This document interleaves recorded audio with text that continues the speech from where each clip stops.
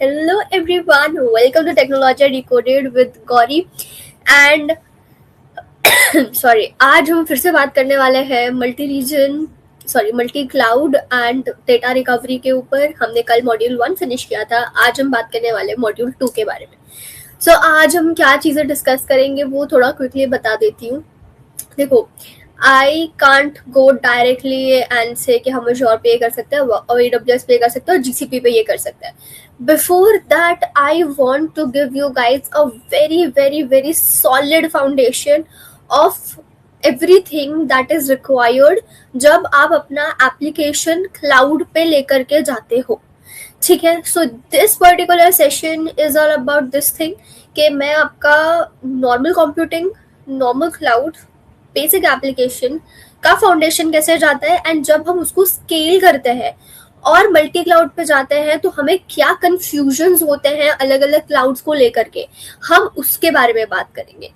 So with this let me quickly start with the first thing, that is my introduction. So hello everyone, I'm Gauri Yadav and I'm a Docker captain, I am a Google Cloud coach, and I have delivered till now 600 plus sessions in corporates like Microsoft, Google, Meta, and I'm Google certified coach as well.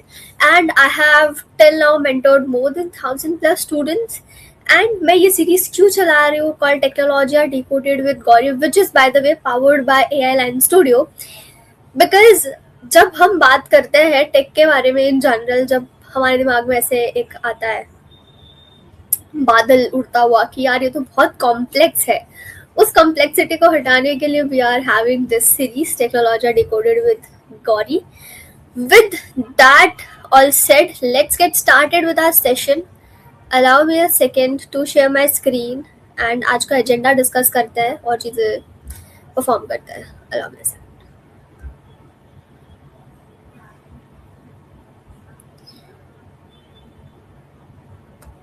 Yes, हाँ screen share हो गई है। अब आप एक बार बताना आपको मेरा व्हाइट बोर्ड वाला स्क्रीन दिख रहा है प्रॉपर्ली क्या नहीं दिख रहा है।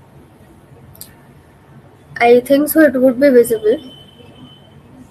मैं भी एक बार चेक कर लेती हूँ तो ठीक है।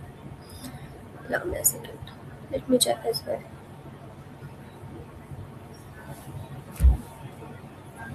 I think so, yes, my screen is visible too.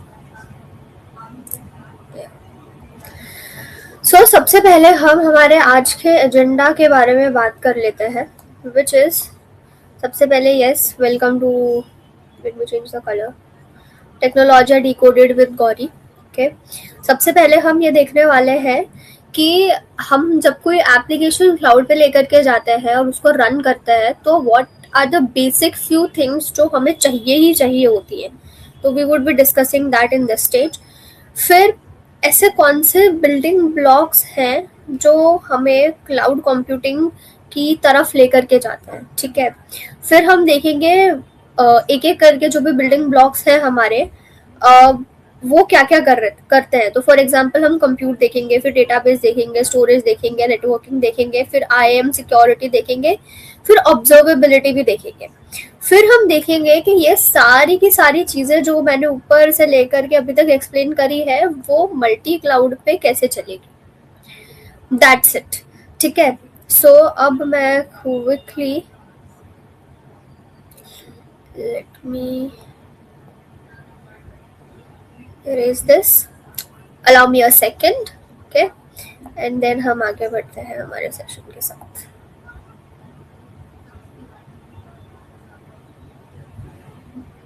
या सो अब आगे बढ़ते हैं and let's see the first thing that we are going to do. अब मैं एक बार जूम इन करती हूँ ये डायग्राम।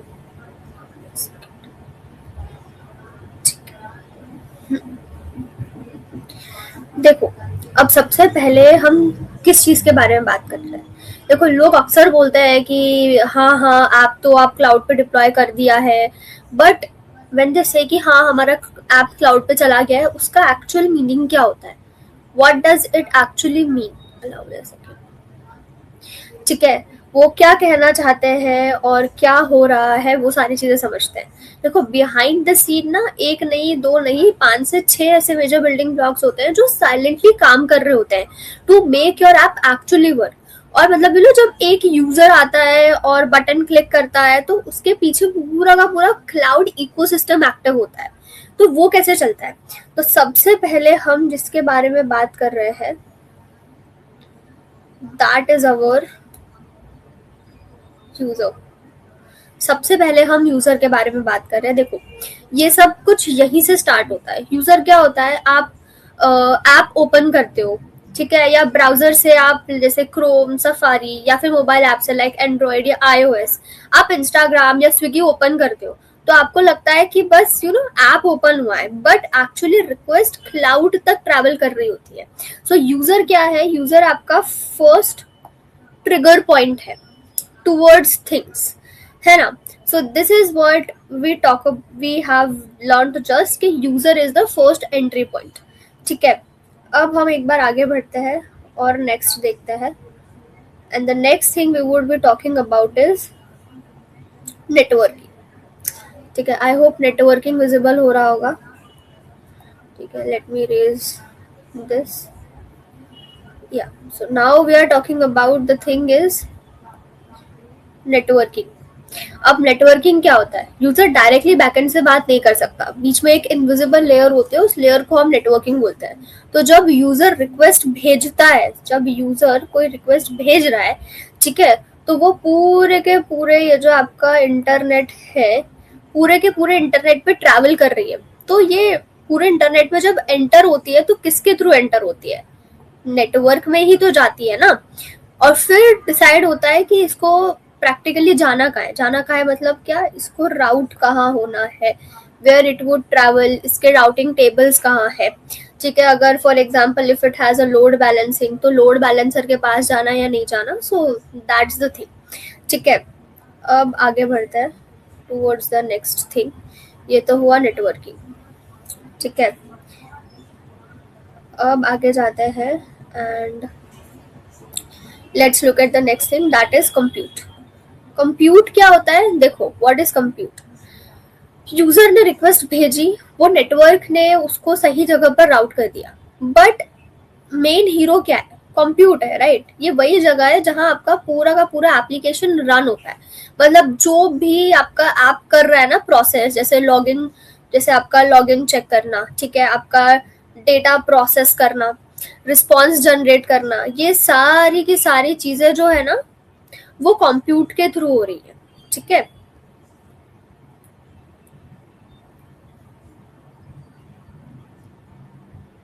या अब नेक्स्ट चीज जो है हमारे पास, दैट इज योर डेटाबेस। अब डेटाबेस क्या करता है? जो भी इंपॉर्टेंट इंफॉर्मेशन है उसको परमानेंटली हम डेटाबेस में स्टोर करते हैं, ताकि जब भी जरूरत पड़े हम उसको इंस्टेंटली रिट्राइव कर सके। जैसे कि आपका यूजर का लॉगिन डेटा, ठीक है, आपका अगर आपने कुछ ट्रांजैक्शन करी थी तो आपकी पेमेंट डिटेल्स, ये सारी चीजें आपके डेटाबेस में सेव होती है। ठीक है, now the next thing you have is storage. Storage क्या करता है? देखो अब तक हमने डेटाबेस देखा, बट एक प्रॉब्लम है, हर चीज आप डेटाबेस में स्टोर नहीं कर सकते। क्यों? क्योंकि वहां पर मेनली कैसा स्ट्रक्चर्ड डेटा होता है। डेटाबेस में डेटा कैसा होता है? ऐसे टेबल बना हुआ होता है, ऐसे रो कॉलम वाला डेटा होता है आपके डेटाबेस में। अब अगर ऐसे डेटाबेस से आपको फास्ट लोड होने वाली चीजें हैं, जैसे आपके फॉर एग्जांपल कुछ इमेजेस है, ठीक है, कुछ पीडीएफ्स है, कुछ आपके वीडियोस हैं, अगर आपको ऐसी चीजें रिट्राइव करनी है तो क्या आप इतने स्ट्रक्चर्ड फॉर्मेट से लेकर के आओगे उसको? It would create unnecessary delay for your application का लोड टाइम। सो आप इसको कहाँ स्टोर करते हो? स्टोरेज में। ठीक है, तो यहाँ पे क्या होता है, जितनी भी हैवी फाइल्स होती है ना, इनको आप डेटाबेस में स्टोर कर सकते हो, बट जब आप क्लाउड में स्टोर करते हो तो you store everything in storage file. हम बात भी करेंगे इस चीज के बारे में आगे। And then the next thing you have is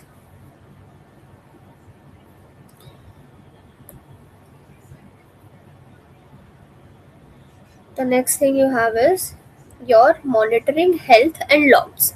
Monitoring health and logs क्या होता है? देखो, जब sorry, monitoring health and logs is practically अगर आपका ऐप सडनली स्लो हो रहा है, ठीक है, तो इसको पता कौन लगाएगा और इसको सॉल्व कौन करेगा? दैट थिंग वुड बी, पता कैसे चलेगा? ठीक है, तो वो होगा आपके मॉनिटरिंग की वजह से. अब क्या होगा यहाँ पर, इस पॉइंट पर आपके ना लॉग्स ट्रैक होंगे. ठीक है, आपके ऐप के अंदर जो भी log in attempts, API calls या फिर एरर है, सब कुछ लॉग्स में रिकॉर्ड होता है. और एरर डिटेक्ट करना, अगर कहीं कोई इशू आ रहा है, जैसे कि अगर फॉर एग्जांपल आपका कोई सर्वर है वो क्रैश हो गया और डाउन हो गया, ठीक है, या फिर आपका कुछ तो यूज़र आया और यूज़र ने कुछ रिक्वेस्ट किया और डेटाबेस से वो फॉर एग्जांपल अभी तक ले रहा था कुछ 30 माइक्रोसेकेंड्स में वो हो रहा था फेच, बट अब suddenly it is taking 45 ms. So इस चीज की भी ना आपके एक अलर्ट जनरेट होगी and then you would come to know about it using your this thing monitoring and health. अब नेक्स्ट चीज जो है ना आपकी, वो है identity and IAM. Identity and IAM मतलब क्या होता है कि कौन क्या एक्सेस करेगा, मतलब हर यूजर को सब एक्सेस नहीं मिलनी चाहिए, ये ऑब्वियस है. ठीक है, तो IAM ये डिसाइड करता है कि कौन क्या, किसको क्या रोल मिलेगा. ठीक है, so now just allow me a second.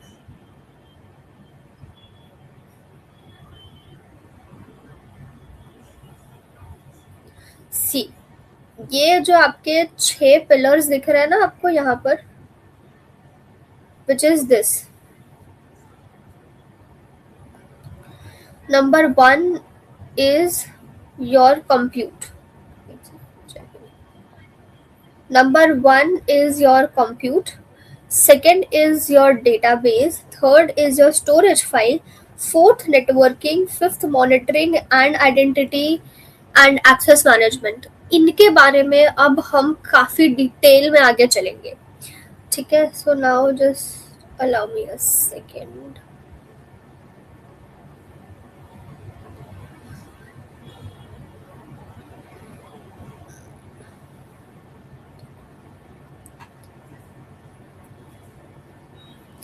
सबसे पहले हम जिस चीज की बात करेंगे विच इज, देखो सबसे पहले you have everything called compute layer.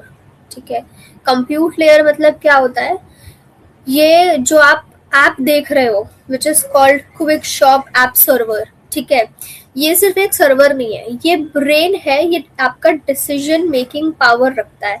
ठीक है, कि आपका वर्कर और एग्जीक्यूशन दोनों, मतलब ये सोच भी सकता है और काम भी कर सकता है. तो जैसे ही फॉर एग्जाम्पल एक यूजर ने क्लिक किया है प्लेस ऑर्डर के ऊपर, ठीक है, तो क्या होगा, स्टेप बाय स्टेप चीजें चलेंगी. Allow me a second.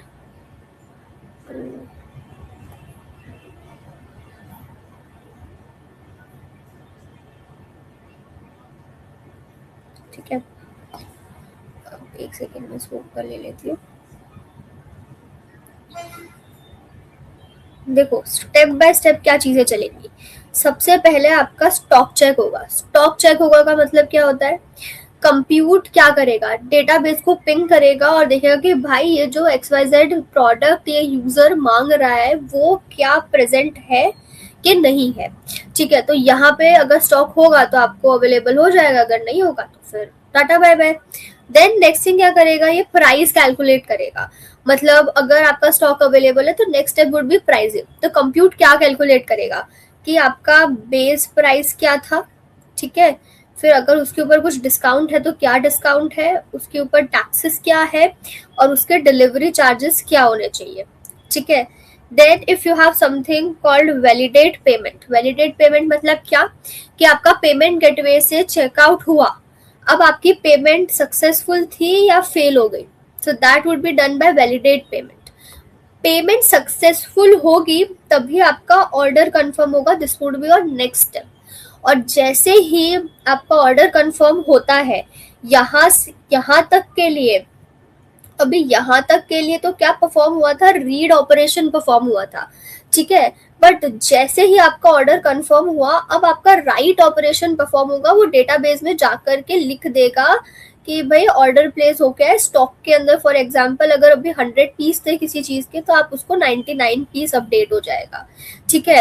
And the next thing would be send the confirmation कि हाँ मतलब अब यूजर को मैसेज मिल जाएगा कि आपका ऑर्डर प्लेस हो गया है। अब उसको ये जा सकता है थ्रू ईमेल, जा सकता है SMS जा सकता है, ये सारी चीजें हो सकती है, ठीक है। अब इसमें इम्पोर्टेंट हाईलाइट समझ रहे हो आप कि इम्पोर्टेंटली सबसे इम्पोर्टेंट चीज क्या हुई है यहाँ पर? सबसे इम्पोर्टेंट चीज ये हुई है कि हर चीज जो ये पूरी की पूरी यहाँ से यहाँ तक ये पूरी कंडक्ट हुई है, it happened because of your compute. Compute क्या है आपका? इट्स अ वर्चुअल मशीन जहाँ पे आपने अपने एप्लीकेशन में ये सारी चीजें परफॉर्म हो पाए, इस चीज का आपने कोड रखा हुआ है। तो हर स्टेप में कंप्यूट ही कंट्रोल में आता है। कभी डेटाबेस रीड कर रहा है, कभी डेटाबेस में राइट कर रहा है, कभी एक्सटर्नल सर्विसेज जैसे कि पेमेंट से बात कर रहा है। तो compute is the decision maker and executor of your entire system, ठीक है। So this is what it is about. Now let's move ahead and see the next thing, जो कि हमारा नेक्स्ट पिलर था, मतलब पिलर है अभी भी, स्टिल एग्जिस्ट। अब हमने कंप्यूट के बारे में बात करी थी, पता है। अब हम बात करेंगे डेटाबेस के बारे में। I am giving you basics of everything which is required by an app to run on cloud, ठीक है। अब देखो सबसे पहले क्या होता है डेटाबेस में, सबसे पहली चीज क्या होती है, देखो जो भी ऐप में हो रहा है, मतलब let us consider it as user आ रहा है, ठीक है, एक सेकेंड, यूजर आ रहा है, कुछ परचेज कर रहा है, ठीक है, आपके प्रोडक्ट्स क्या हैं और आपके ट्रांजैक्शंस क्या है, ये मैं एक बेसिक एग्जांपल ले रही हूँ। तो ये जितने भी प्रोसेस स्टेप्स है ना, जितने भी इसके आउटपुट या जो भी कुछ है, वो सब कुछ आपका डेटाबेस में स्टोर होता है, ठीक है। अब इनसाइड द डेटाबेस सबसे पहले क्या होता है आपका, ये क्विक शॉप इसलिए लिखा because the example we are taking is of quick shop. सबसे पहली चीज हैपनिंग इज यूजर टेबल। इसको मैं ऐसे डब्बा बना देती हूँ, ठीक है। यूजर टेबल मतलब क्या, यूजर यहाँ मतलब कौन सा यूजर है, उसका ईमेल, उसका पासवर्ड, उसका प्रोफाइल का डेटा, मतलब identity of a user get stored in the user table. Then next table you have is of order table. Order table क्या होता है, यूजर क्या कर रहा है, मतलब ऑर्डर प्लेस कर रहा है, किस चीज पे प्लेस किया, यूजर ने कितनी बार अभी तक ऑर्डर प्लेस किया है और क्या क्या परचेजेस करी है उसने और कितने बजे करा है, मतलब what was the time, what was the date, everything would get saved in this order table. फिर नेक्स्ट चीज होती है हमारी प्रोडक्ट टेबल, मतलब ऑर्डर्स के अंदर क्या होता है, प्रोडक्ट्स ही तो डिस्प्ले होते हैं ना, आपके प्रोडक्ट डिस्प्ले हो रहे हैं, ठीक है। तो फॉर एग्जाम्पल आईफोन 15 का कुछ वेरिएंट है, ठीक है।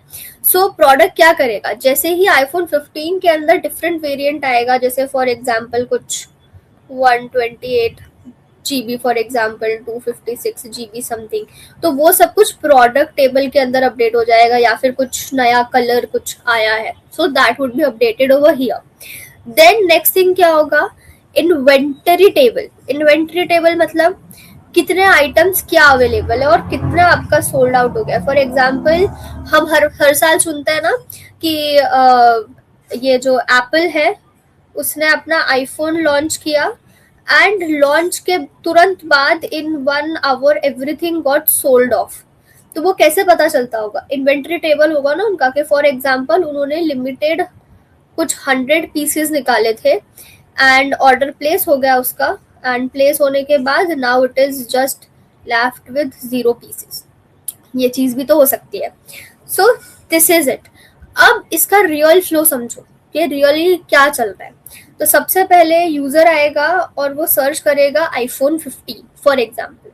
अब क्या होगा, प्रोडक्ट टेबल जो है ना आपका ये वाला, इससे आपका डेटा फेच होगा, ठीक है, एंड वो रिजल्ट्स दिखा देगा कि हाँ अवेलेबल है और यूजर को इंस्टेंटली शो होने लगेगा, ठीक है। और फिर ये सब कुछ क्या होगा, कंप्यूट के बिना, देखो ये जो हो रहा है कि मैं जाता हूँ और लेकर के आता हूँ, सर्च रिक्वेस्ट जो जा रही है मेरी, वो जा रही है थ्रू वीएम।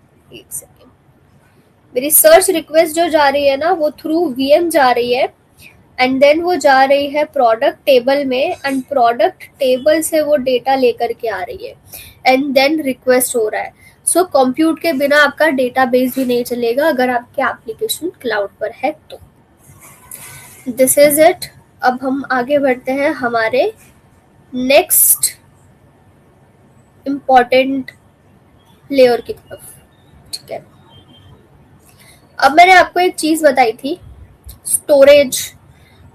हम लोग मेन चीजें जो है वो सारी की सारी हम लोग स्ट्रक्चर्ड फॉर्मेट में रखते हैं, बट स्टोरेज जो होती है वहाँ पे इमेजेस, पीडीएफ, ये सारी चीजें हम रखते हैं। अब हम उसका रियल मीनिंग समझते हैं।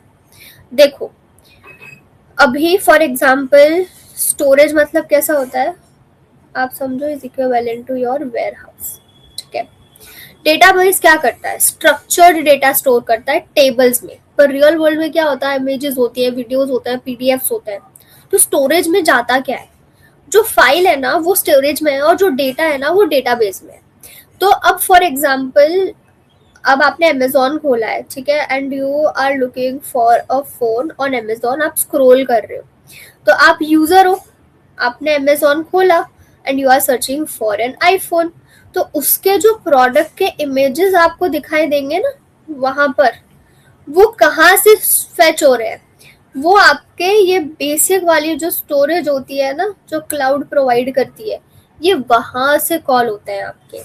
ठीक है, तो जैसे ही आपको, आप स्क्रॉल कर रहे हो और आईफोन 15 आपको दिख रहा है, तो आईफोन 15 का जो पीएनजी है ना, वो जाकर के आपके स्ट्रक्चर्ड डेटाबेस से कॉल नहीं होगा, वो डायरेक्टली स्टोरेज में जाएगा। डेटाबेस सिर्फ इसका लिंक सेव करेगा। देन नेक्स्ट थिंग, अगर आपको कुछ इनवॉइस पीडीएफ वगैरह चाहिए तो वो भी आपको वहां से मिलेगा। ये फाइल स्टोरेज में सेव होती है, उसका कभी भी ताकि आप डाउनलोड कर पाओ। Then your logs and backup, and इस चीज का फ्लो देखो, यूजर ने ओपन किया, ठीक है, सर्च किया, ठीक है, अब इसके बाद क्या हुआ, सबसे पहले वो जाएगी रिक्वेस्ट आपके कंप्यूट के पास। ठीक है, कंप्यूट बोलेगा कि मुझे भाई प्रोडक्ट की इमेज दो, फिर वो जाएगी रिक्वेस्ट लेकर के इधर स्टोरेज वेयर हाउस में, वहां से वो रिक्वेस्ट लेकर के आएगी और इमेज देगी, और देन वो इमेज विजिबल होगी वापस से यूजर को। सो कंप्यूट यूजर को डिस्प्ले कर देता है स्टोरेज में से फाइल्स निकाल करके। तो एक इम्पॉर्टेंट चीज नोटिस करो कि डेटाबेस सिर्फ रेफरेंस रखता है, मतलब इमेजेस के लिंक, बट एक्चुअल फाइल्स जो है ना वो इस स्टोरेज में स्टोर होती है। इससे क्या होता है, ये इट इज हाईली स्केलेबल। अगर मिलियंस ऑफ यूजर्स आ रहे हैं तो they can easily access. For example, आप खुद ही सोचो कि अगर आईफोन्स निकलते हैं हर साल and they got get out of stock in like what 15 minutes, तो सोचो कितने सारे लोग आते होंगे एक साथ ही आईफोन बाय करने के लिए। और ऐसा तो कभी नहीं होता होगा ना कि किसी यूजर के लिए इमेज लोड नहीं होती होगी उस पर्टिकुलर आईफोन की।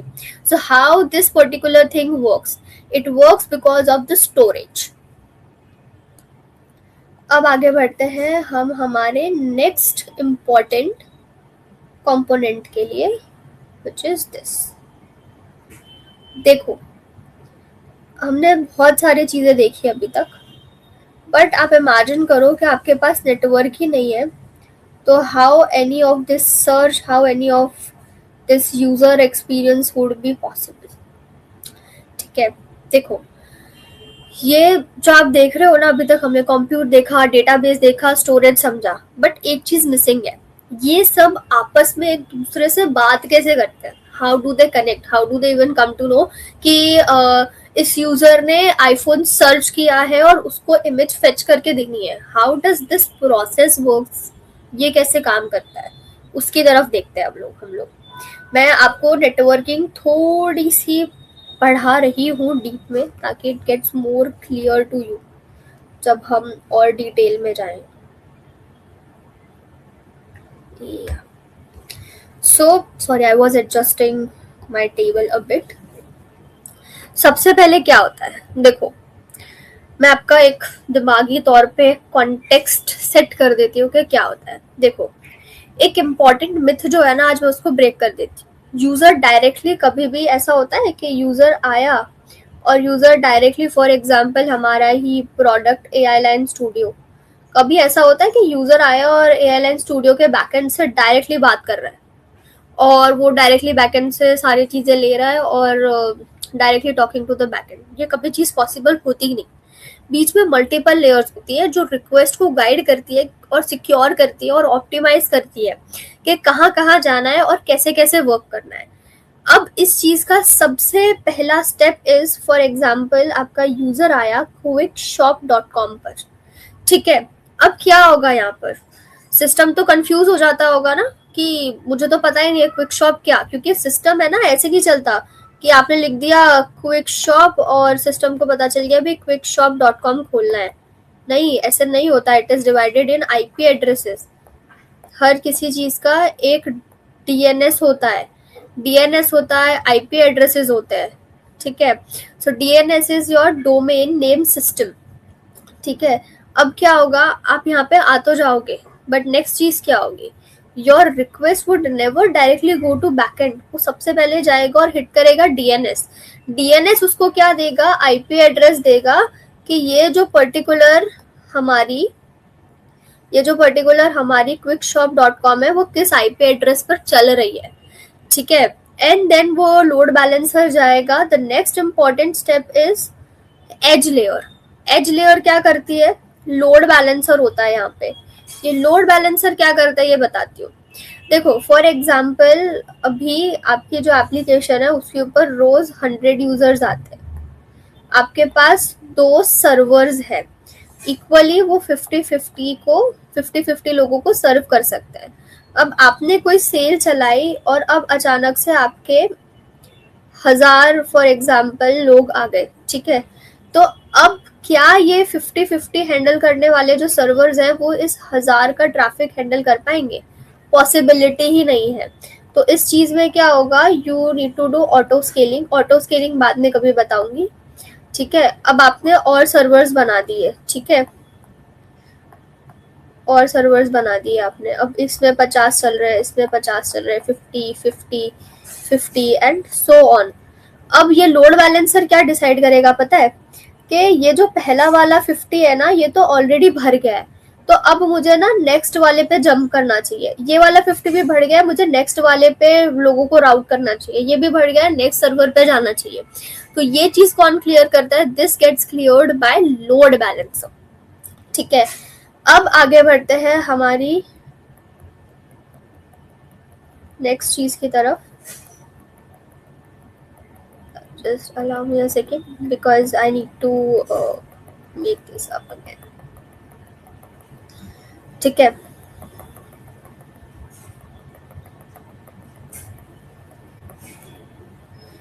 अब हम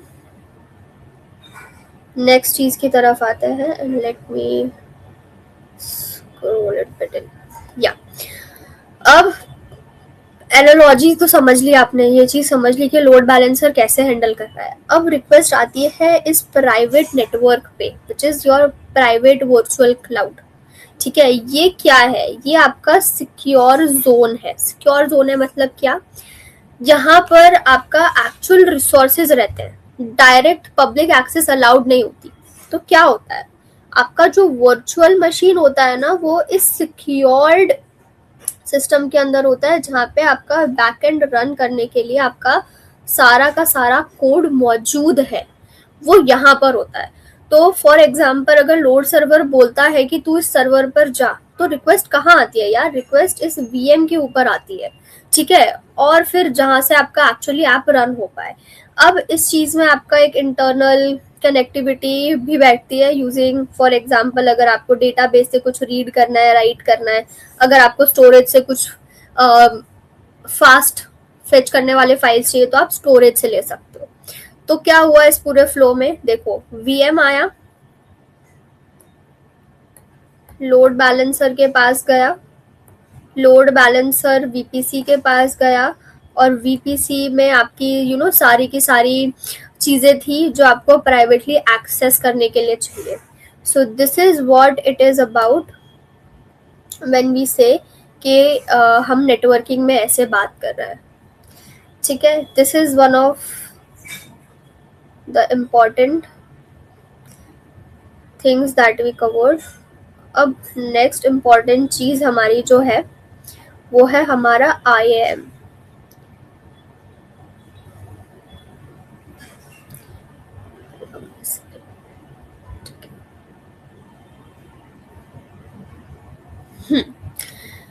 अब तक हमने क्या करा?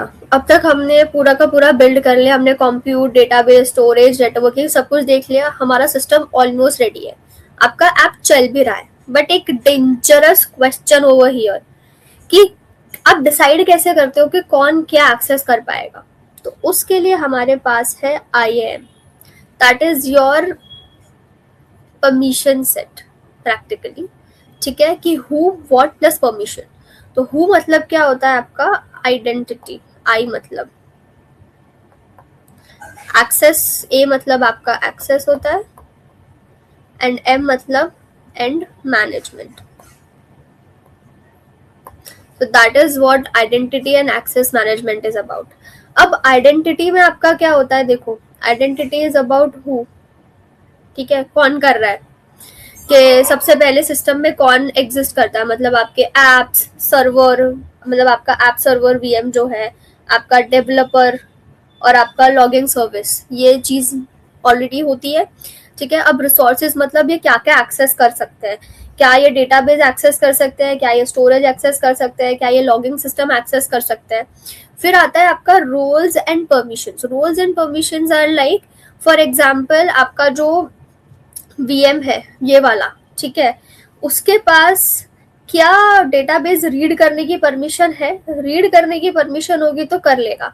बट क्या आपके पास एडमिन पैनल खोलने की परमिशन है? नहीं है तो रेस्ट्रिक्ट हो जाएगा, आप ओपन नहीं कर पाओगे. सेम वे जो आपका डेवलपर है, क्या इसके पास रीड राइट दोनों एक्सेस है डेटाबेस की? अगर है तो वो लिख पाएगा, अगर नहीं है तो उसके लिए एक्सेस डिनाइड हो जाएगी. ठीक है, वैसे ही सेम गोज फॉर लॉग. आपका जो डेवलपर है, क्या वो लॉग्स राइट कर सकता है, रीड कर सकता है? अगर राइट रीड कर सकता है तो वो लॉग्स देख पाएगा, अगर नहीं कर सकता तो नहीं देख पाएगा. सो this is what your IAM is about. ठीक है, अब आगे बढ़ते हैं हमारी नेक्स्ट चीज की तरफ. IAM is by the way very detailed, but मैं जब क्लाउड में पर्टिकुलरली एंटर करूंगी ना कंप्लीटली, तब मैं आपको एक एक क्लाउड खोलकर बताऊंगी और उसके अंदर IAM कैसे चलता है वो बताऊंगी कि इस पर्टिकुलर क्लाउड में IAM कैसे मैनेज होता है. ठीक है, अब नेक्स्ट थिंग जो हमारे पास है that is our observability system. Monitoring and logging कैसे वर्क करता है. ठीक है, अभी तक हमने पूरा का पूरा सिस्टम बना लिया. Compute, database, storage, networking, IAM सब सेट कर लिया है. बट अगर हमारा सिस्टम ही फेल हो गया तो हमें कैसे पता चलेगा कि हमारा जो सिस्टम है वो फेल हो गया और हमें उसको फिक्स करने की जरूरत है. So here comes the hero service that is called observability. Observability का मतलब क्या है? सिस्टम ने अंदर से क्या क्या हो रहा है वो क्लियरली विजिबल होना चाहिए. सबसे पहली चीज जो मॉनिटरिंग के अंदर आती है, यहाँ पर ध्यान दो, I am talking about this. Matrix. Matrix क्या होता है आपका? Matrix is practically numbers track करता है. मतलब आपका मैट्रिक्स मतलब है आपका CPU का यूजेज कितना हुआ. फॉर एग्जांपल 80% पे you can keep a threshold. ठीक है, आपकी लेटेंसी. लेटेंसी मतलब अभी तक आपका पेज 30 मिली सेकेंड्स में लोड होता था, अब आपका वो 45 पर लोड होता है. तो why it is getting loaded in 45 milliseconds. ठीक है, this is also one of the issues. ठीक है, सो ये हो गया. अब नेक्स्ट चीज इज कि आपका एरर रेट कितना है. कि फॉर एग्जाम्पल आपका एरर इन जनरल आपके पास कुछ 10 to 15 एरर्स आते थे. आपके पास कुछ 10 एरर्स आ रहे हैं per day, but now it is coming down to, अब आपको 25 एरर्स आने लग गए. सो अब वो फिगर आउट करेगा कि 25 एरर्स क्यों आ रहे हैं. ठीक है, so this is what metrics and logs play a role to. अब आपको पता कैसे चलेगा कि ये इश्यूज आ रहे हैं? उसके लिए देयर आर सर्टेन तरीके जिसके आप एरर की रेट और उसके लिए ईमेल या एसएमएस कुछ सेट कर सकते हो, तो आपको अलर्ट्स आ जाते हैं ओवर ईमेल, ओवर एसएमएस, इस तरीके से। या फिर आप उसको एक डैशबोर्ड से भी कनेक्ट कर सकते हो, उस डैशबोर्ड पे भी आपको एरर्स दिखता है। So that's how it works. अब फॉर एग्जाम्पल समझो कि आप ऐप सर्वर से आए, ठीक है, डेटाबेस है एंड स्टोरेज है, ठीक है। अब डेटाबेस क्या कर रहा है, कोई क्वेरी परफॉर्म कर रहा है, और मैट्रिक्स क्या कर रहा है, आपका डेटा सेव कर रहा है। स्टोरेज में एरर्स एंड एक्सेस लॉग्स भेज दिए, तो लॉगिन सिस्टम को भी पता चल गया। So that's it.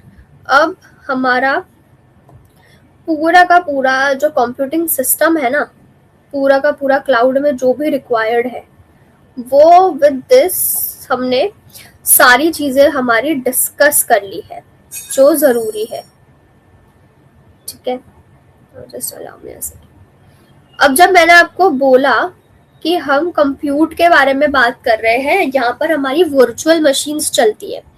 I told you this thing, ठीक है, कि कंप्यूट के अंदर आपका सारा का सारा डेटा चलता है, मतलब आपका कोड एक्चुअली कहाँ रन हो रहा है, it is happening in compute. User की रिक्वेस्ट आई, प्रोसेसिंग कहाँ होगी, लॉजिक कहाँ चलेगा, सब कुछ कंप्यूट पे चलेगा। तो कंप्यूट एक सिंगल चीज नहीं है, कंप्यूट करने के भी आपके पास डिफरेंट डिफरेंट मॉडल्स अवेलेबल है। One of those is virtual machines. ये काफी ज्यादा ट्रेडिशनल एंड यूज होता है। मतलब ये एक फुल कंप्यूटर होता है क्लाउड में, जहां आपको कंप्लीट आपका ऑपरेटिंग सिस्टम मिल जाता है, you get your full server access, आपको नेटवर्किंग का पूरा कंट्रोल रहता है, आपका सॉफ्टवेयर इंस्टॉलेशन भी कंप्लीटली आपके हाथ में रहता है। सो वीएम मतलब क्या, कि आपने एक कंप्यूटर जो है ना, वो आपने रेंट पर लिया है। That is what your virtual machine is about. अब इसके ना कुछ एडवांटेजेस है और डिसएडवांटेजेस है, जो मैं अभी आपको बताना चाहूंगी। लेट मी रिमूव दिस, ठीक है, एंड मैं ये भी इरेज कर देती हूँ यहाँ से, ठीक है। देखो, अब जब आप वर्चुअल मशीन बना रहे हो तो उसके एडवांटेजेस क्या है। देखो, उसके एडवांटेजेस है कि आपके पास ना फुल कंट्रोल रहता है ऑफ एवरीथिंग। आपका अगर कोई लेगेसी एप्लीकेशन है जिसके अंदर आपके खुद के प्राइवेट ऐप का कुछ डेटा रन कर रहा है, तो आप इधर कर सकते हो। आप डीप कस्टमाइजेशन कर सकते हो, customization related to what, security related to कुछ कॉन्फ़िगरेशन हो आपका, तो वो, ठीक है। अब डिसएडवांटेजेस क्या है इसके, वो समझो। डिसएडवांटेजेस आर कि अगर कुछ ओएस अपडेट आ रहा है तो you need to do it manually, या आप मैनुअली ही करोगे, ठीक है। अगर कोई सिक्योरिटी पैच है आपका, तो वो भी आपको मैनुअली ही अपडेट करना पड़ेगा। अगर आपको स्केलिंग करनी है तो आपको स्केलिंग भी, अब तो खैर ग्रुप्स आ गए, you can do it, but mostly manually करनी पड़ती है। मतलब आपको अगर टेम्पलेट्स बनाने तो आपको टेम्पलेट्स मैनुअली बनाने पड़ेंगे। सो इसकी ये खामियां थी, ठीक है। अब इसकी ये खामियां होने की वजह से व्हाट हैपेंड वाज, उनको नई चीज लानी पड़ी, एंड दैट नई चीज इज प्रैक्टिकली कंटेनर्स। कंटेनर्स कैसे चल रहे हैं आपके, वो समझो। Where is my pain. देखो, कंटेनर मतलब क्या, एवोल्यूशन हुआ एंड कंटेनर्स आए। कंटेनर्स के अंदर मोस्टली हम यूज करते हैं हमारा डॉकर एंड कुबरनेटिस। इसमें मैं अभी और डिटेल में नहीं जा रही हूँ, because then it would be not that beginner friendly, नहीं रहेगा वो।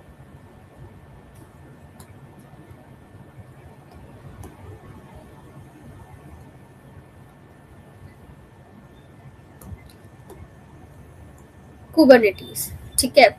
अब आपने कुबरनेटिस करा तो इसके अंदर क्या होगा, आपकी जो पूरी की पूरी एप्लीकेशन है ना, वो आपकी पैक हो जाएगी एक साथ। इट वुड बी पैकेज, मतलब जितनी भी डिपेंडेंसीज वगैरह रहेगी, जब मैं कंडक्ट करूंगी Docker Kubernetes, I will tell you in more detail, ठीक है। सो फिर then happened containers, and then containers के बाद हैपेंड सर्वरलेस।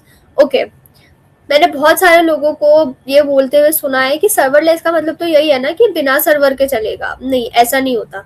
बस फर्क इतना सा होता है, आपको सर्वर नहीं दिखता यहाँ पर, बाकी आप फंक्शन लिखते हो, ट्रिगर बनाते हो। आप जैसे फॉर एग्जांपल कुछ फूड डिलीवरी है, अगर आप क्या करते हो, आप बस ऑर्डर देते हो एंड वो सर्व होता है और आपके पास आ जाता है।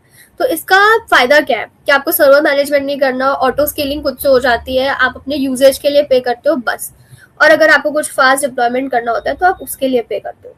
सो ये कुछ अलग अलग तरीके हैं for your virtual machine and things. ठीक है, अब अलाउ मी अ सेकेंड, मैं इसको इधर ले लेती हूँ एंड इसको भी डिलीट, एक सेकेंड, इसको भी इरेज कर देती हूँ। देखो, अब नेक्स्ट चीज इज कि हमने ये खत्म कर दिया पूरा का पूरा कंप्यूट। अब आते हैं हम डेटाबेस पे। डेटाबेस में भी अलग अलग तरीके होते हैं। रिलेशनल एसक्यूएल इज मतलब क्या, आपका जो नॉर्मल ऐसे स्ट्रक्चर्ड डेटाबेस होता है ना, टेबल रो कॉलम वाला, that is a relational SQL. Then you have no SQL. No SQL मतलब क्या कि आप कुछ फिक्स्ड स्कीमा नहीं होता इसका, जैसे डेटा जेसन की वैल्यू पेयर में डॉक्यूमेंट फॉर्मेट में आपका डेटा सेव हो सकता है। In memory cache, in memory cache मतलब क्या कि सबसे fast category is in memory database cash, मतलब डेटा रैम में स्टोर होता है, डिस्क पे नहीं, इसलिए एक्सट्रीमली फास्ट होता है।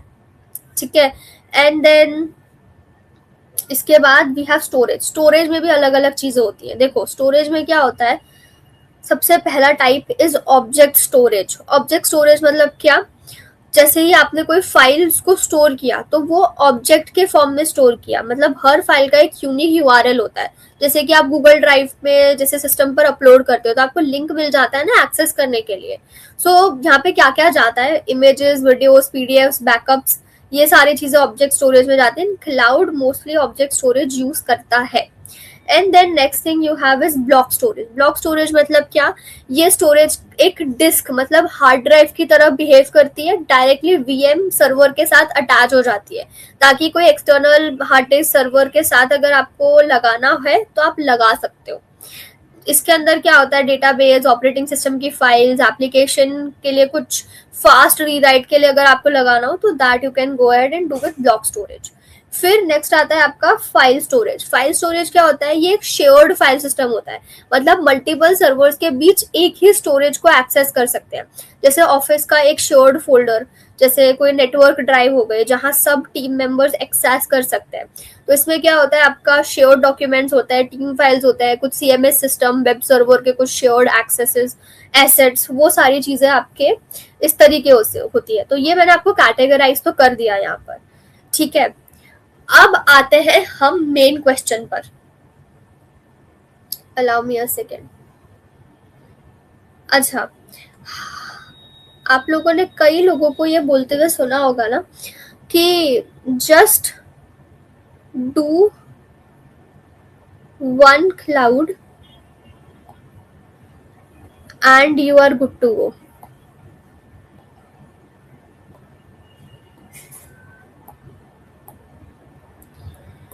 A lot of people have said this to me as well. But अगर मैं बात करूँ एक इंसान की जिसका complete understanding is of AWS, उसको AWS का सब कुछ आता है। ठीक है, अब उसको पता है कि मुझे VMs बनाने हैं, तो मुझे इंस्टेंसेस क्रिएट करने हैं, तो मैं EC2 पे कर पाऊंगा। ठीक है, अब अगर यही सवाल मैं उसको पूछूं कि भैया बताओ कि आप अज्योर में VM बनाना हो तो, और अगर मुझे GCP में VM बनाना हो तो मैं कैसे बनाऊंगा? How would I do it for GCP? So that's why we need to understand कि हर एक कंप्यूटेशन जो मैंने आपको आगे बताया है कि कंप्यूट, स्टोरेज, डेटाबेस, आपका नेटवर्किंग, IAM, इन सारी चीजों के लिए, ऑब्जर्वेबिलिटी, इन सारी चीजों के लिए every cloud have different services, different names. तो आज ये आपका कंफ्यूजन मैं यहाँ से खत्म कर दूंगी एंड आज के बाद after this video you would exactly know कि कंप्यूट के अंदर अगर मैं VM की बात कर रहा हूँ तो मुझे क्या सर्विस यूज करनी है इन AWS, Azure एंड GCP। अगर मैं कंप्यूट में ही अगर कंटेनर्स की बात कर रहा हूँ तो मुझे क्या यूज करना है इन AWS, Azure, GCP across all the three clouds. So let's move ahead and understand this thing. Let me go ahead.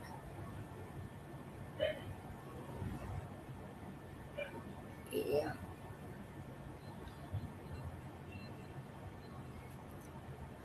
सबसे पहले हम यहाँ पर देखेंगे इस चीज को, ठीक है.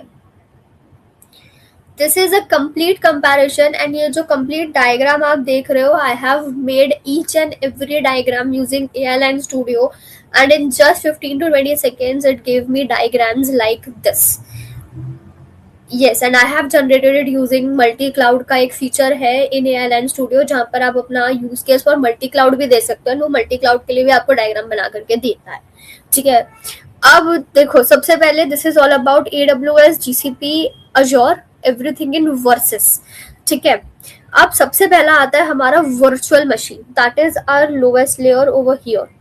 देखो, अगर मैं AWS की बात करती हूँ तो AWS में I go ahead with EC2 and then in GCP I go ahead, अब उस सर्विस का नाम है कंप्यूट इंजन, और अजोर के अंदर it goes with Azure virtual machines, ठीक है. अब यहाँ पर क्या होता है, OS आप मैनेज करते हो, ठीक है, सॉफ्टवेयर इंस्टॉल आप करते हो, सिक्योरिटी पैचेस आप देखते हो, स्केलिंग मैनुअली कॉन्फ़िगर करना आपका काम है. मतलब इसका यूज केस किन चीजों के लिए है, लेगेसी एप्स के लिए है, कस्टम सेटअप कुछ है तो उसके लिए है, ठीक है. अब इसके बाद आता है नेक्स्ट चीज. Next level is your containers, ठीक है, which is this one. Next level is your containers, ठीक है. अब कंटेनर मतलब कुछ कॉमन टूल होता है, मतलब डॉकर स्टैंडर्ड आपके सारे क्लाउड्स पे चलना चाहिए, मतलब सेम ऐप हर एनवायरनमेंट में चलेगा, lightweight, faster and easy to deploy. अब कंटेनर ऑर्केस्ट्रेशन अगर हमें करना हो तो अमेजोन में हमारे पास क्या है, AWS में वी हैव AWS EKS, ठीक है. एंड GCP में हमारे पास क्या है, that is GKE, that is Google Kubernetes engine. And Azure में हमारे पास क्या है, अजोर कुबरनिटीज सर्विस, ठीक है. अब अगर मुझे यही कंटेनर रन टाइम और सर्वरलेस, जो मैंने आपको पीछे बताया था, अगर मुझे सर्वरलेस तरीके से चीजें हैंडल करनी हो फॉर कंप्यूट, तो मेरे पास क्या है, आई have AWS ECS Fargate. AWS ECS Fargate है मेरे पास, ठीक है. रन टाइम अगर मुझे कंटेनर्स हैंडल करने हो तो, and then for container handling I have GCP का क्लाउड रन.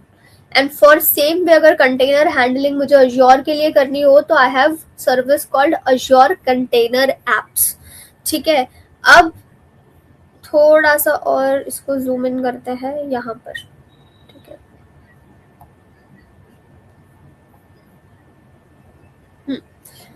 अब देखो,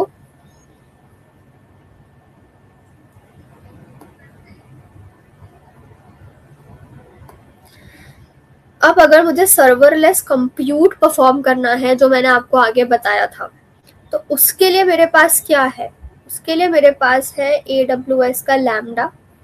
अगर मुझे वो सेम ऐसे सर्वरलेस कंप्यूट GCP पे चलाना है तो I have cloud functions. And अगर मुझे सेम चीज अजोर पे चलानी है तो आई हैव अजोर फंक्शंस. सो यहाँ से आई होप आपको ये क्लियर हुआ होगा कि अगर मुझे एक कंप्यूट चलाना है, अगर मुझे कंप्यूट लेयर के ऊपर काम करना है, so this is all that I can run in all the 3 clouds, major 3 clouds, ठीक है. अब आगे बढ़ते हैं and let's look at the next thing. अब ये तो हो गया कंप्यूट, ऐसे और भी तो लेयर्स होंगे. For example let's consider database itself, ठीक है. अब सबसे पहले देखेंगे हम ये, ठीक है.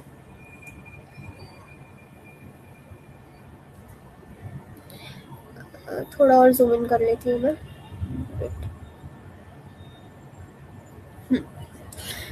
देखो, अब आपको ये तो पता चल गया कि how things work in compute in AWS, Azure and GCP में क्या सर्विसेज आप प्रेफर कर सकते हो.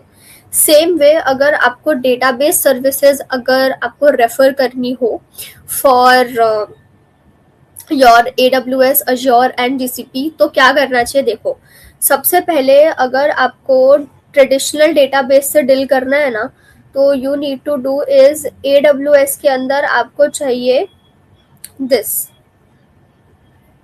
एक सेकेंड. Your Amazon RDS. ठीक है, the first thing you need is your Amazon RDS. ठीक है, बट अगर वही सेम चीज अगर आपको गूगल क्लाउड पे करनी है, तो you need Google cloud MySQL, this one, that is called cloud SQL. And then अगर सेम चीज अगर आपको Azure पे करनी है, तो Azure के लिए you need Azure SQL database, this one. ठीक है, अब इससे क्या होगा, अगर आपको normal application, transaction, order, payment, SQL structured safe data ऐसा रखना है, तो you can go head with these kind of applications. But अगर आपको पूरा का पूरा नेटिव डिस्ट्रीब्यूटेड SQL चलाना है, तो आपको अमेजोन में क्या चाहिए होगा. अमेजोन में you need Arora. This is again one service of AWS. अगर GCP में चाहिए तो you need cloud spanner here. And अगर आपको Azure में चाहिए तो यू नीड Azure का Cosmos DB. ये रहा. अगर आपको नो SQL डेटाबेस और फ्लेक्सिबल मैसिव स्केल के लिए चाहिए, तो आपको AWS में किस सर्विस पे जाना होगा. That would be your Amazon DynamoDB, this one. ठीक है, और अगर आपको GCP के लिए जाना होगा तो आपको चाहिए गूगल फायरस्टोर या Bigtable. This Firestore and Bigtable are your two options. अगर आपको Azure में ये सेम चीज करनी है, तो then again you need to do is Azure का Cosmos DB ये चीज हैंडल कर सकता है, तो आप Cosmos के थ्रू कर सकते हो. ठीक है, अब अगर आपको इन मेमोरी कैश चलाना है ऑन AWS, तो आपको चाहिए AWS का elastic cache, which is this one. Elastic cache and Redis के थ्रू आप चलाओगे. अगर GCP में आपको करना है, तो यू नीड GCP का memory store, this one, memory store and Redis one. And then अगर आपको Azure का चलाना है, तो आपको चाहिए Azure cache for Redis service. ठीक है, अब अगर आपको डेटा वेयर हाउस और एनालिटिक्स जैसी चीजें करनी है, तो AWS में आपको AWS Redshift करना चाहिए, दिस वन. और अगर आपको सेम चीज गूगल में करनी है, तो आपको गूगल BigQuery लगेगा, विच इज दिस वन. एंड अगर आपको सेम चीज Azure में करनी है, तो आपको ये Synapse लगेगा.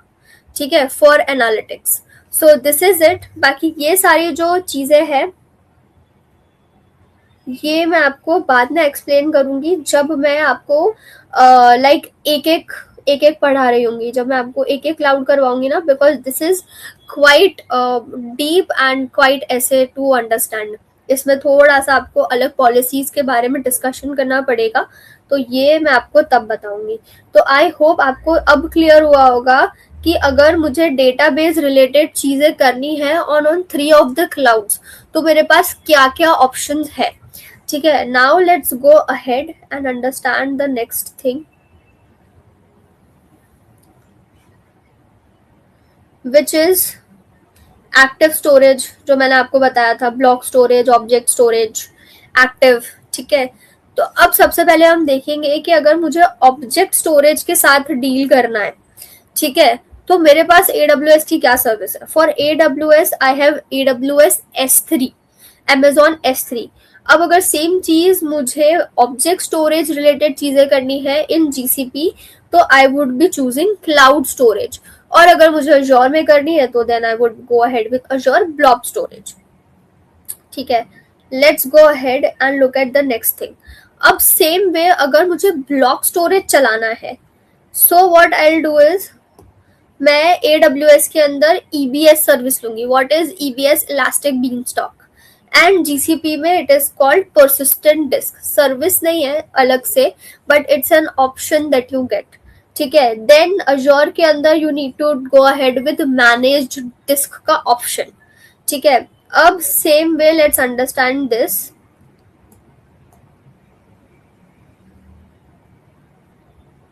कि अगर मुझे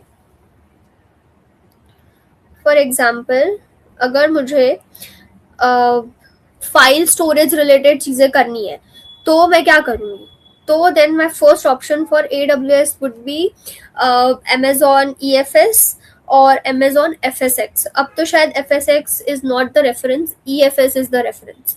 then the next thing I go ahead with file storage in GCP, तो एक फाइल स्टोर, नाम ही फाइल स्टोर है, you can go ahead and go ahead with file store. And then Azure के अंदर you have is Azure files. अब अगर आपको एक्टिव या कोल्ड आर्काइव या कोल्ड स्टोरेज रखना है, आर्काइव इज प्रैक्टिकली आप एक साल में कोई फाइल, एक साल भर में अगर कोई फाइल जैसी है जो आप साल भर में एक बार ओपन करते हो तो वो आर्काइव में चली जाती है, उसका कॉस्टिंग थोड़ा कम होता है। And then cold storages for example अगर आप 3 महीने 4 महीने 6 महीने में अगर एक फाइल खोलते हो तो उस हिसाब से इसके ना रेंजेस डिसाइड होते हैं। तो जब मैं ईच क्लाउड कवर कर रही हूँ at that time I will tell you what are the stages, ठीक है। अब अगर मुझे ये आर्काइव और कोल्ड स्टोरेज वाली चीज अगर परफॉर्म करनी है तो in AWS I have AWS का S3 glacier as one of the option, ठीक है। और क्लाउड के अंदर GCP के अंदर I have cold line storage option as one of the storages. And Azure के अंदर मैं ब्लॉब स्टोरेज कर सकती हूँ, but then I can select the cool and you know ऐसे कूल एंड दूसरा वाला tier for archive and these kind of storages. So this is it for storage. अब आगे बढ़ते हैं, let's discuss the next thing. अब next चीज जो है हमारी, it is networking. Yes, we would be discussing networking. देखो अब मैं आपको एकदम क्लियरली और साफ तरीके से चीजें समझाती हूँ। देखो अगर आपको प्राइवेट नेटवर्क के अंदर आना है for each and every cloud तो आपको कुछ चीजें करनी पड़ेंगी, ठीक है। अब क्लाउड के अंदर what do you deal with this कि अगर आपको नेटवर्किंग करनी है इन अजोर तो it is named as Azure networking service, GCP is GCP networking service and AWS is AWS networking service, ठीक है। अब let me come back and let's discuss this. अब अगर मुझे सबनेट बनाने हैं और सबनेट बेस्ड नेटवर्क क्रिएशन करना है तो AWS में भी उसको सबनेट ही बोलते हैं, ठीक है, और उसको हम अजोर में भी सबनेट ही बोलते हैं। हर जगह पर it is called subnet only, ठीक है। अब अगर मुझे लोड बैलेंसर के थ्रू ट्रैफिक मैनेज करना है तो AWS में क्या होगा, वो AWS में it would B elastic load balancer, this one. अगर सेम चीज मुझे गूगल क्लाउड में करनी होगी तो that is called cloud load balancing, और अगर सेम चीज मुझे अजोर में करनी होगी तो it is called Azure load balancer, ठीक है। अब अगर मुझे CDN मतलब कंटेंट डिलीवरी नेटवर्क के थ्रू अगर मुझे चीजें परफॉर्म करनी है, ठीक है, so for AWS it is Amazon का CloudFront, for GCP it is cloud CDN and for Azure it is Azure CDN, okay, which is here ऊपर। अब अगर मुझे API गेटवे रिलेटेड एंट्री लेनी है तो वो तो हर किसी में सेम ही होता है। API gateway is in AWS API gateway बोलोगे आप, GCP में उसको API गेटवे या APG कह सकते हो, APIG कह सकते हो उसको, ठीक है। और उसके अलावा अगर आपको अजोर के अंदर करना हो तो you call it API management, ठीक है। This is it. अब आगे बढ़ते हैं एंड लेट्स सी अगर आपको कुछ सिक्योरिटी और फायरवॉल लेयर बनानी हो तो AWS में you call it security group और NACL, ठीक है। एंड GCP में you call it firewall rules, और अजोर के अंदर करना हो तो you call it Azure network security groups, ठीक है। अब अगर आपको DNS के थ्रू डील करना हो तो you say it in AWS you do it to route 53, cloud में आप उसको क्लाउड DNS कहते हो, अजोर में आप उसको अजोर DNS कहते हो, ठीक है। अब सेम वे अगर आपको चीजें कनेक्ट ही करनी है आपस में, अगर हम पूरे के पूरे वीपीसी कनेक्शन की बात करते हैं तो AWS में we call it site to site VPN या डायरेक्ट कनेक्ट, गूगल क्लाउड में we call it cloud VPN या क्लाउड इंटरकनेक्ट, और अज़ूर में we call it VPN gateway या express route. So this is what every routing system is about. And ऐसे अगर आपको networking करनी है तो that's how you need to deal with different things in different clouds. अब आगे बढ़ते हैं, सेकेंड, अब आगे बढ़ते हैं and then let's look at the next thing. The next thing we have is IAM.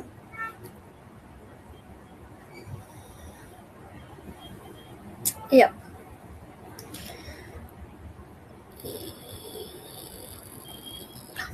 देखो ये ऊपर वाला इज GCP, ठीक है. This one is GCP, this is AWS and this is Azure, ठीक है.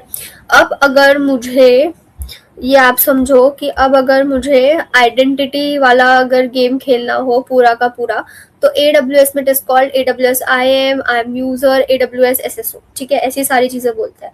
And in GCP we call it like Google cloud identity and Azure में we call it Microsoft Entra ID, ठीक है. अब authentication और login के साथ अगर हमें डील करना है तो सबसे पहले AWS के अंदर वी कॉल इट AWS के अंदर we call it IAM MFA, ठीक है. GCP में we call it 2-step verification and Azure में वी कॉल इट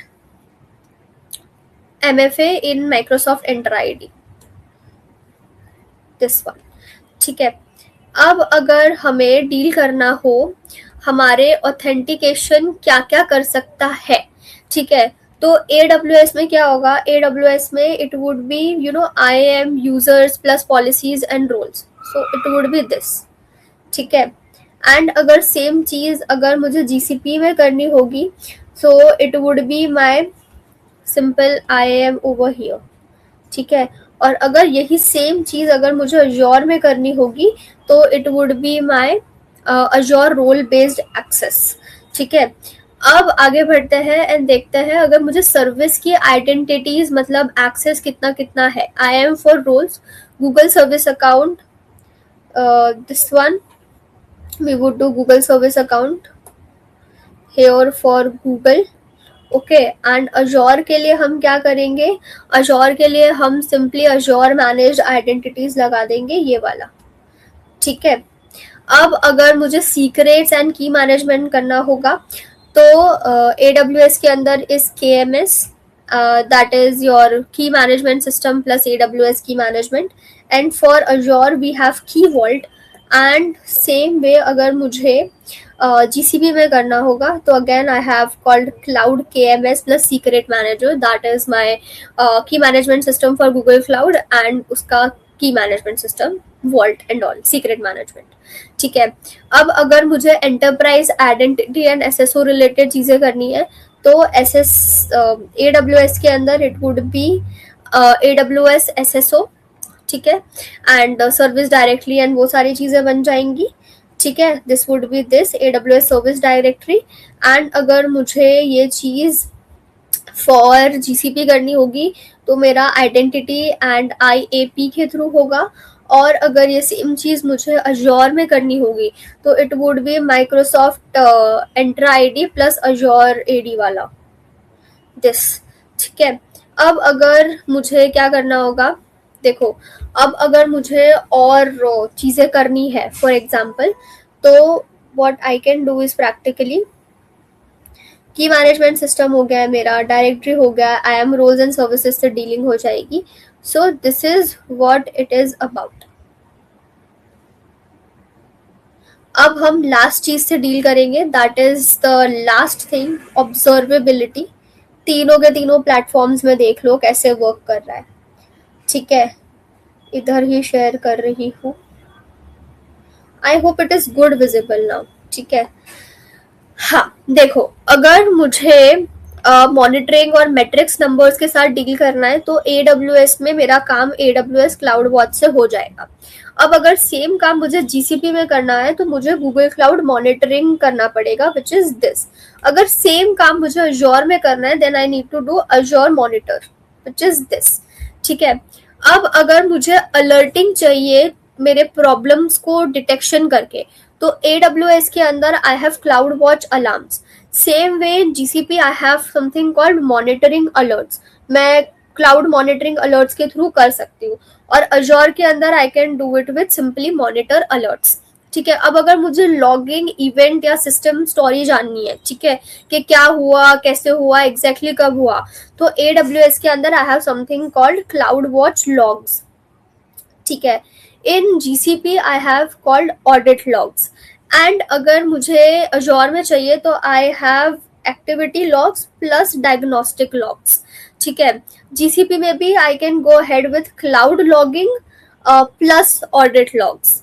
ठीक है. अब अगर मुझे ऑडिट लॉग्स पे भी सिक्योरिटी ट्रैकिंग करनी है तो how I can do it using CloudTrail in AWS and using audit logs and activity logs in GCP. And अगर मुझे उसको अजोर में करना है तो again I can go ahead with activity logs.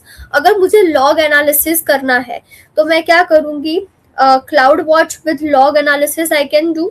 ठीक है. I can do GCP with log queries. ठीक है.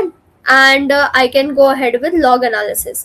अब अगर मुझे ट्रेसिंग करनी है और डीप डाइव करना है कि सबसे पावरफुल लेयर ट्रेसिंग मतलब एक रिक्वेस्ट के अंदर कैसे कैसे ट्रैवल हुई, तो AWS का क्या कर सकती हूँ मैं, AWS एक्सरे यूज कर सकती हूँ. ठीक है. एंड अगर मुझे सेम चीज GCP पे करनी है तो I can go ahead with cloud trace. ठीक है. एंड अगर सेम चीज मुझे अजोर पे करनी है तो I can go ahead with application insights. अब अगर मुझे एरर रिपोर्टिंग करनी है तो error reporting is also one of the अलग से सर्विस इन GCP. बट ये सेम चीज अजोर में और AWS के अंदर they don't have अलग से service, they handle it all together. So now allow me a second.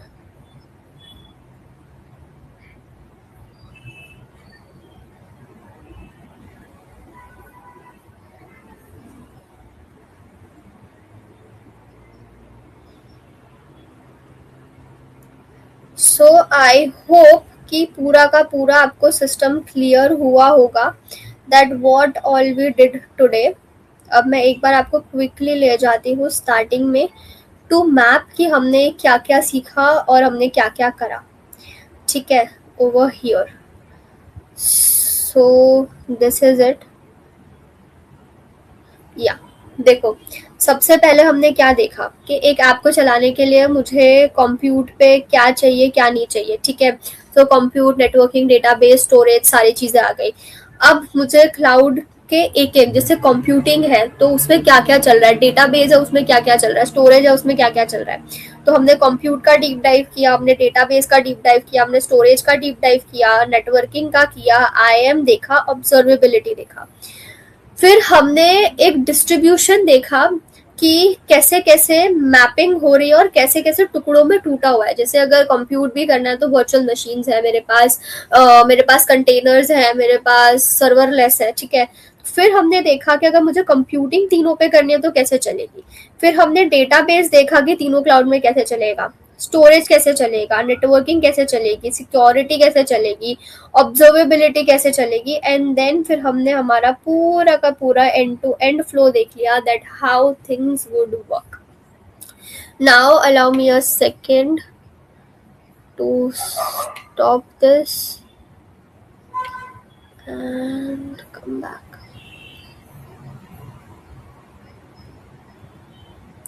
Yeah. So we are back to live. I hope ये सेशन अच्छे से समझ में आया होगा. We covered almost everything. आज हमने सारे फाउंडेशंस रख दिए हैं. अगर आप एक बिगिनर भी हो तो भी अब आपको आगे, अगर आप ये वीडियो देख के आ रहे हो तो आपको समझ में आएगा कि फाउंडेशंस कहाँ से चल रही है क्लाउड की. And that's how we have completed this. I hope आज मेरी स्क्रीन प्रॉपरली विजिबल होगी, मैं विजिबल भी होंगी और आज अच्छे से दिखाई दिया होगा. ठीक है. So thank you everyone who ever joined this session.